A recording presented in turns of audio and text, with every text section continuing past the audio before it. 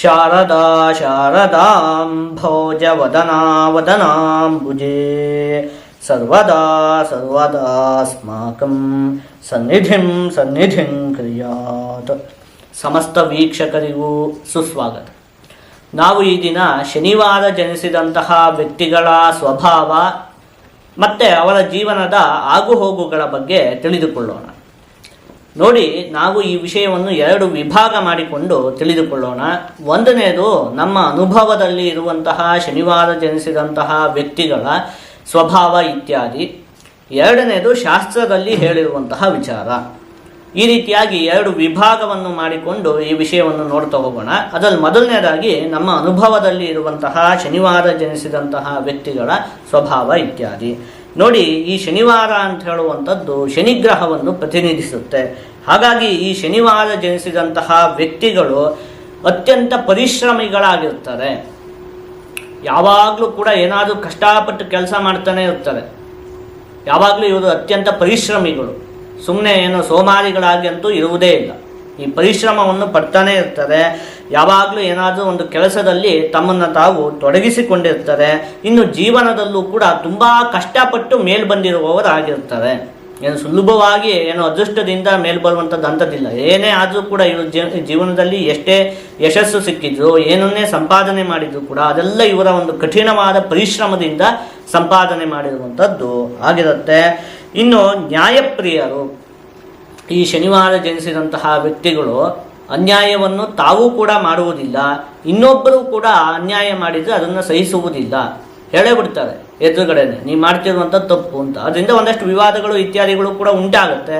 ಒಟ್ಟಲ್ಲಿ ಈ ರೀತಿಯಾದಂತಹ ಸ್ವಭಾವ. ತಾವೂ ಅನ್ಯಾಯ ಮಾಡೋದಿಲ್ಲ, ಇನ್ನೊಬ್ಬರು ಮಾಡಿದರೂ ಕೂಡ ಅದನ್ನು ಸಹಿಸುವುದಿಲ್ಲ. ಯಾವಾಗಲೂ ಕೂಡ ನ್ಯಾಯದ ಕಡೆ ನಿಂತುಕೊಳ್ಳುವಂತಹ ಒಂದು ಸ್ವಭಾವ ಅಂತ ಹೇಳುವಂಥದ್ದು ಇರುತ್ತೆ. ಅದೇ ರೀತಿಯಾಗಿ ಸುಳ್ಳಿನ ವಿಚಾರದಲ್ಲಿಯೂ ಕೂಡ ಇದೇ ರೀತಿ. ತಾವು ಸುಳ್ಳು ಹೇಳಲ್ಲ, ಇನ್ನೊಬ್ಬರು ಸುಳ್ಳು ಹೇಳಿದರೂ ಕೂಡ ಅದನ್ನು ಸಹಿಸುವುದಿಲ್ಲ. ಏನೇ ತಪ್ಪಿದ್ರೂ ಕೂಡ ಒಪ್ಕೊಂಡ್ಬಿಟ್ರೆ ಅದನ್ನು ಕ್ಷಮಿಸ್ತಾರೆ. ಸುಳ್ಳು ಹೇಳಿದರೆ ಆಗುವುದಿಲ್ಲ. ಈ ರೀತಿಯಾದಂತಹ ಒಂದು ಸ್ವಭಾವ. ಇನ್ನು ಸಹಜವಾಗಿಯೇ ಇವರಿಗೆ ವೈರಾಗ್ಯ ಸ್ವಭಾವ ಅಂತ ಹೇಳುವಂಥದ್ದು ಇರುತ್ತೆ. ಲೌಕಿಕವಾದಂತಹ ವಿಚಾರಗಳಲ್ಲೆಲ್ಲ ಏನು ತೀರಾ ಆಸಕ್ತಿ ಅಂತ ಹೇಳುವಂಥದ್ದು ಇರುವುದಿಲ್ಲ. ಏನು ಸಿಕ್ತೋ ಅದು, ಆ ರೀತಿಯಾದಂತಹ ಒಂದು ಸ್ವಭಾವ, ವೈರಾಗ್ಯ ಸ್ವಭಾವ ಅಂತ ಹೇಳುವಂಥದ್ದು ಸಹಜವಾಗಿ ಇರುತ್ತೆ. ನನಗೆ ಆ ರೀತಿ ಇದೇ ಬೇಕು ಆ ರೀತಿಯೆಲ್ಲ ಏನೂ ಇಲ್ಲ, ಆಯಿತಾ. ಸಹಜವಾಗಿ ಸರಳವಾಗಿ ಬದುಕುವಂತಹ ವ್ಯಕ್ತಿಗಳು. ಇನ್ನು ಈ ಶನಿವಾರ ಜನಿಸಿದಂತಹ ವ್ಯಕ್ತಿಗಳು ಅತ್ಯಂತ ಪ್ರಾಮಾಣಿಕರು. ಇವರನ್ನು ಬೇಕಾದರೆ ಕಣ್ಣು ಮುಚ್ಕೊಂಡು ನಂಬಬಹುದು, ಅಷ್ಟೊಂದು ಪ್ರಾಮಾಣಿಕತೆ ಅಂತ ಹೇಳುವಂಥದ್ದು ಇವರಲ್ಲಿ ಇರುತ್ತೆ. ಜೀವನದಲ್ಲಿ ತಡವಾಗಿ ಯಶಸ್ಸು ಅಂತ ಹೇಳುವಂಥದ್ದು ಪ್ರಾಪ್ತಿ ಆಗುತ್ತೆ. ಹೇಳಿದ್ನಲ್ಲ ಈ ಹಿಂದೆನೇ, ಏನು ಹೇಳಿ, ಜೀವನದ ಮೊದಲನೇ ಭಾಗದಲ್ಲಿ ಅಂತ ಹೇಳುವಂತಹ ಅಭಿವೃದ್ಧಿ ಅಂತ ಹೇಳುವಂಥದ್ದು ಉಂಟಾಗುವುದಿಲ್ಲ. ಜೀವನದಲ್ಲಿ ಯಶಸ್ಸೆಲ್ಲ ಪ್ರಾಪ್ತಿ ಆಗುವಂಥದ್ದು ತಡವಾಗಿ, ಜೀವನದ ಕೊನೆಯ ಭಾಗದಲ್ಲಿ ಯಶಸ್ಸು ಅಂತ ಹೇಳುವಂಥದ್ದು ಪ್ರಾಪ್ತಿ ಆಗುತ್ತೆ. ಇನ್ನು ಜೀವನದಲ್ಲಿ ನಡೆಯುವಂತಹ ಎಲ್ಲ ಅಭಿವೃದ್ಧಿಗಳು ಕೂಡ ಒಂದು ಸ್ವಲ್ಪ ನಿಧಾನವಾಗಿ ನಡೆಯುತ್ತೆ. ಅಂದರೆ ಉದಾಹರಣೆಗೆ ಕೆಲಸ ಸಿಗೋದು ಕೂಡ ಒಂದು ಸ್ವಲ್ಪ ನಿಧಾನ ಆಗುತ್ತೆ. ಅದಾದಮೇಲೆ ವಿವಾಹದ ವಿಚಾರದಲ್ಲಿಯೂ ಕೂಡ ಒಂದು ಸ್ವಲ್ಪ ನಿಧಾನಕ್ಕೆ ವಿವಾಹ ಆಗುತ್ತೆ. ಅದು ಒಂದು ವಿಚಾರ. ನಿಮಗಿಲ್ಲಿ ಕೆಲಸ ಸಿಗೋದು ಸ್ವಲ್ಪ ನಿಧಾನ ಆದರೂ ಕೂಡ ಒಳ್ಳೆಯ ಕೆಲಸ ಸಿಗುತ್ತೆ.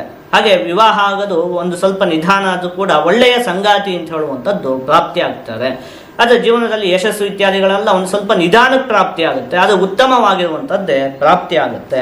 ಇನ್ನು ದೇವರ ವಿಚಾರದಲ್ಲಿ, ಗುರು ಹಿರಿಯರ ವಿಚಾರದಲ್ಲಿ ನಿಮಗೆ ಅತ್ಯಂತವಾಗಿ ಶ್ರದ್ಧೆ ಭಕ್ತಿ ಎನ್ನುವಂಥದ್ದು ಇರುತ್ತೆ. ಇನ್ನು ನಿಮಗೆ ಸ್ನೇಹಿತರ ಸಂಖ್ಯೆ ಅಂತ ಹೇಳುವಂಥದ್ದು ತುಂಬ ಕಮ್ಮಿ. ಏನು ನಿಮಗೆ ಸಿಕ್ಕಾಪಟ್ಟೆ ಜನ ಸ್ನೇಹಿತರು ಅಂತ ಹೇಳಿ ಇರುವುದಿಲ್ಲ. ನಿಜವಾದ ಸ್ನೇಹಿತರು ನಿಮಗಿರುವಂಥದ್ದು ಒಂದು 3-4 ಜನ ಇರ್ತಾರೆ. ಆದರೆ ಅವರು ನಿಮಗೆ ಅತ್ಯಂತ ಉತ್ತಮವಾದ ಸ್ನೇಹಿತರಾಗಿರ್ತಾರೆ. ಯಾಕೆಂದರೆ ನೀವು ಏನಿದೆಯೋ ಅದನ್ನು ಹಾಗೇ ಹೇಳಿಬಿಡ್ತೀರಿ. ಹಾಗಾಗಿ ತುಂಬ ಜನ ಏನು ನಿಮ್ಮ ಹತ್ರ ಇರೋದಿಲ್ಲ. ಒಂದು 3-4 ಜನ ಸ್ನೇಹಿತರು ಅಷ್ಟೇ ಉಳಿಯುವಂಥದ್ದು. ಆದರೆ ಅವರು ನಿಜವಾದ ಸ್ನೇಹಿತರು ನಿಮ್ಮ ಜೊತೆಗೆ ಇರ್ತಾರೆ. ಸಾಮಾನ್ಯವಾಗಿ ಜೀವನದಲ್ಲಿ 35 ವರ್ಷ ಆದರೂ ಕೂಡ ನಿಮ್ಮ ಕೈಯಲ್ಲಿ ದುಡ್ಡು ಉಳಿಯೋದಿಲ್ಲ. ಒಂದು ಸಾಮಾನ್ಯ 35 ವರ್ಷದವರೆಗೆ ನಿಮ್ಮ ಕೈಯಲ್ಲಿ ನೀವು ಎಷ್ಟೇ ಸಂಪಾದನೆ ಮಾಡಿದರೂ ಕೂಡ ದುಡ್ಡು ಯಾವುದೋ ಒಂದಕ್ಕೆ ಖರ್ಚಾಗ್ತಾ ಇರುತ್ತೆ. ಒಂದು 35 ವರ್ಷ ಆದಮೇಲೆ ನಿಮ್ಮ ಕೈಯಲ್ಲಿ ಹಣ ಉಳಿಯುವುದಕ್ಕೆ ಶುರುವಾಗುತ್ತೆ. ಇನ್ನು ಈ ಶನಿವಾರ ಜನಿಸಿದಂತಹ ವ್ಯಕ್ತಿಗಳು ನ್ಯಾಯಾಧೀಶರಾಗಿ, ವೈದ್ಯರಾಗಿ, ಇಂಜಿನಿಯರ್ ಆಗಿ, ವಕೀಲರಾಗಿ, ವಿಜ್ಞಾನಿಗಳಾಗಿ ಕೆಲಸ ಮಾಡಿದರೆ ಯಶಸ್ಸು ಅಂತ ಹೇಳುವಂಥದ್ದು ಪ್ರಾಪ್ತಿಯಾಗುತ್ತೆ. ಇದಿಷ್ಟು ಕೂಡ ನಮ್ಮ ಅನುಭವದಲ್ಲಿ ಇರುವಂತಹ ಶನಿವಾರ ಜನಿಸಿದಂತಹ ವ್ಯಕ್ತಿಗಳ ಸ್ವಭಾವ ಇತ್ಯಾದಿ. ಈಗ ಶಾಸ್ತ್ರದಲ್ಲಿ ಈ ವಿಚಾರದಲ್ಲಿ ಏನು ಹೇಳಿದರೆ ಅದನ್ನು ನೋಡ್ತಾ ಹೋಗೋಣ. ಸ್ಥಿರಜ ಸ್ಥಿರಗೀ ಕ್ರೂರೋ ದುಃಖಚಿತ್ತ ಪರಾಕ್ರಮಿ ಅಧೋಜುಂಗ್ ನಚಲೋಕೇಶಿ ವೃದ್ಧನಾರಿ ರಥಸ್ಸದ ಅಂತ ಹೇಳಿರುವಂಥದ್ದು. ಅಂದರೆ ಸ್ಥಿರಗೀಹಿ, ಸ್ಥಿರವಾದ ಮಾತನ್ನು ಹೊಂದಿರ್ತೀರಿ. ಅಂದರೆ ಒಂದು ಸಲ ಯಾರಿಗಾದರೂ ಏನಾದರೂ ಒಂದು ಮಾತನ್ನು ಕೊಟ್ಟರೆ ಅದಕ್ಕೆ ನೀವು ಯಾವತ್ತೂ ಕೂಡ ತಪ್ಪುವುದಿಲ್ಲ. ಒಂದು ಸಲ ಒಂದು ಮಾತನ್ನು ಆಡಿಬಿಟ್ರೆ ಮುಗೀತು, ಮತ್ತು ಆ ಮಾತನ್ನು ಬದಲಾಯಿಸುವಂತಹ ಸ್ವಭಾವವೇ ಇಲ್ಲ. ಈ ಬಣ್ಣವನ್ನು ಬದಲಾಯಿಸುವಂಥದ್ದು, ಪದೇ ಪದೇ ಈಗ ಒಂದು ಮಾತನ್ನು ಹೇಳಿರುವಂಥದ್ದು ಇನ್ನೊಂದು 5 ನಿಮಿಷಕ್ಕೆ ಇನ್ನೊಂದು ರೀತಿ ಮಾತಾಡುವಂಥದ್ದು, ಆ ರೀತಿ ಇಲ್ಲ. ಸ್ಥಿರಗೀಹಿ, ಒಂದೇ ರೀತಿಯಾದಂತಹ ಮಾತು. ಒಂದು ಸಲ ಒಬ್ಬ ವ್ಯಕ್ತಿಗೆ ಆಯಿತು ನಾನು ಇದನ್ನು ಮಾಡಿಕೊಡ್ತೀನಿ ಅಂತ ಹೇಳಿ ಮಾತು ಕೊಟ್ಬಿಟ್ರೆ ಮುಗೀತು, ಆ ರೀತಿ. ಅಷ್ಟೊಂದು ಸ್ಥಿರವಾದಂತಹ ಮಾತು. ಕ್ರೂರಃ, ಹಾಗೆ ಯಾರಾದರೂ ನಿಮಗೆ ಒಂದು ಸ್ವಲ್ಪ ತೊಂದರೆ ಕೊಟ್ಟರೆ ನೀವೇನು ಸುಮ್ಮನೆ ಇರುವಂತಹ ವ್ಯಕ್ತಿಗಳಲ್ಲ. ನೀವು ಅದಕ್ಕೆ 1ಕ್ಕೆ 2ರಷ್ಟು ವಾಪಸ್ಸು ತೊಂದರೆಯನ್ನು ಕೊಡ್ತೀರಿ. ದುಃಖ ಚಿತ್ತ, ಮನಸ್ಸಲ್ಲಿ ಯಾವಾಗಲೂ ಏನಾದರೂ ಒಂದು ಸ್ವಲ್ಪ ದುಃಖ ಅಂತ ಹೇಳುವಂಥದ್ದು ಇದ್ದೇ ಇರುತ್ತೆ. ಪರಾಕ್ರಮಿ, ಯಾವುದಕ್ಕೂ ಕೂಡ ನೀವು ಹೆದರುವುದಿಲ್ಲ. ಎಂಥ ಪರಿಸ್ಥಿತಿ ಬಂದರೂ ಕೂಡ ಅದನ್ನು ಎದುರಿಸುವಷ್ಟು ಆತ್ಮಶಕ್ತಿ ಅಂತ ಹೇಳುವಂಥದ್ದು ನಿಮ್ಮಲ್ಲಿ ಇರುತ್ತೆ.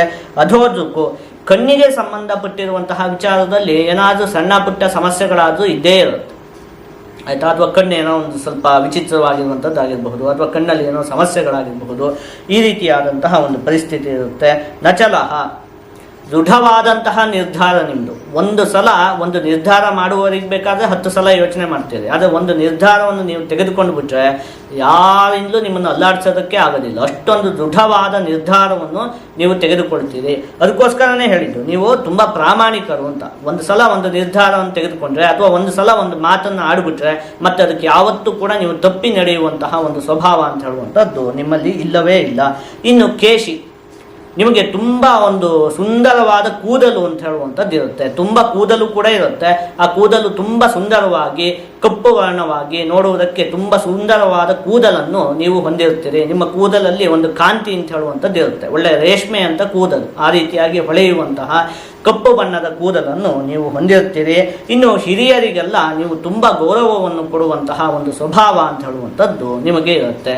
ಇದಿಷ್ಟು ಕೂಡ ಶಾಸ್ತ್ರದಲ್ಲಿ ಹೇಳಿರುವಂತಹ ಶನಿವಾರ ಜನಿಸಿದಂತಹ ವ್ಯಕ್ತಿಗಳ ಸ್ವಭಾವ.